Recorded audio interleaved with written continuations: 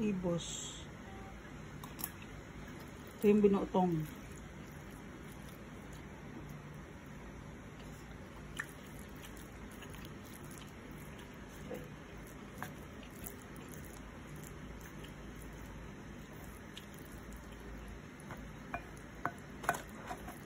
Ito kasi kahit wala siyang ano, kahit wala kang, pwede mo siyang sausaw sa asukal o sa any matamis na gusto nyo sausawan ito. Pwede ring asin. Pero kasi ito templado sa asin at saka sa gata.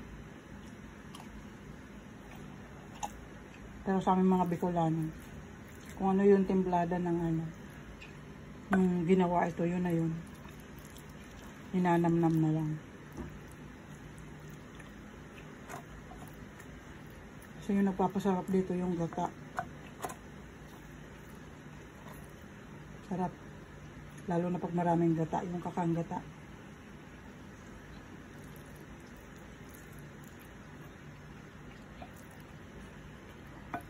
Tsaka yung dahon ng ano, dahon ng saging, pampabango, saka pampasarap na rin.